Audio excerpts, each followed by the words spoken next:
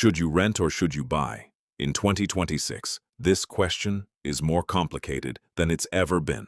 And today, we're going to break down the real math, not just the popular opinions. I'm your name, and this is Capital Craft. Let's start with where things actually stand right now. As of early 2026, the average 30-year fixed mortgage rate is sitting between 6 and 6.85%. The median home price in the U.S. is around $397,000 to $420,000, and the average national rent is close to $1,900 to $2,000 a month. Here's the number everyone wants to know, the break-even point. That's how many years you need to stay in a home before buying becomes cheaper than renting. In 2021, when rates were near 3%, that break-even point was often just 3 to 5 years. In 2026, with rates nearly double that, most markets now show a break-even point of 5 to 14 years, depending heavily on your city. So the first big truth is this: buying a home in 2026 only makes financial sense if you're planning to stay for a while. Let's talk about the upfront cost, because this is where a lot of people underestimate what buying really takes.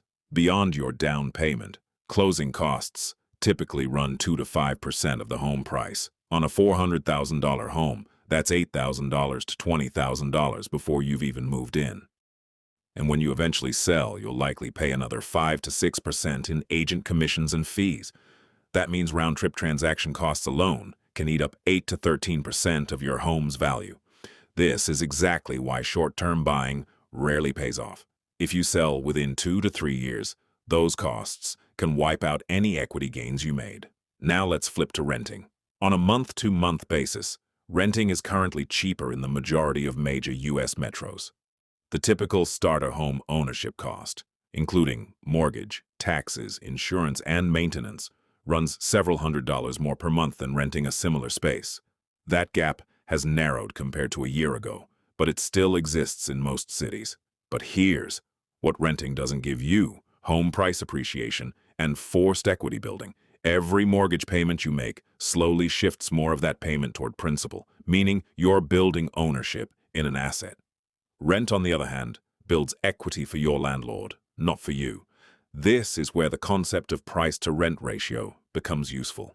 You calculate it by dividing the home price by the annual rent for a similar property. A ratio under 15 strongly favors buying. Between 15 and 20, buying is usually still better. Above 25, renting tends to be the smarter financial move. Cities like San Francisco, Los Angeles, and Seattle currently have very high ratios favoring renters. Cities like Detroit, Cleveland, and Pittsburgh have much lower ratios favoring buyers. So the honest answer is, there is no single national answer. It depends entirely on your zip code. Let's talk about opportunity cost, because this is the part most people never calculate.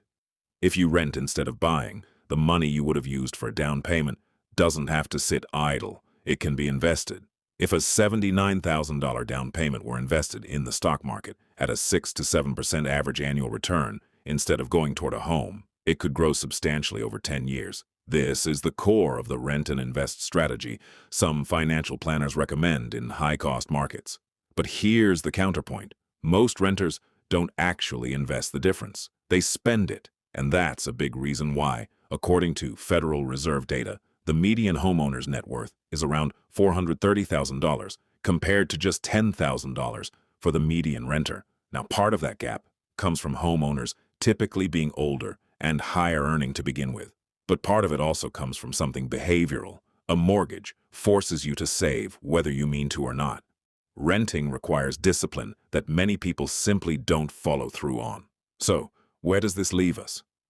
If you're planning to stay somewhere for less than 5 years, renting is almost always the smarter financial choice in 2026. The transaction costs alone make short-term buying a losing bet. If you're planning to stay 7 or more years and your local price-to-rent ratio is reasonable, buying tends to build significantly more long-term wealth, especially once you factor in rent inflation, which continues to rise 3 to 5% a year, while a fixed mortgage payment stays exactly the same. The real question isn't renting or buying as a permanent identity. It's about matching your housing decision to your actual timeline, your local market, and your ability to actually invest the difference if you choose to rent. So, are you team rent or team buy in 2026? Let me know in the comments and tell me what city you're in, because as we just covered, that changes everything. If this helped clear things up, hit like and subscribe to Capital Craft. Next video, we're breaking down another money decision that affects almost everyone. See you in the next one.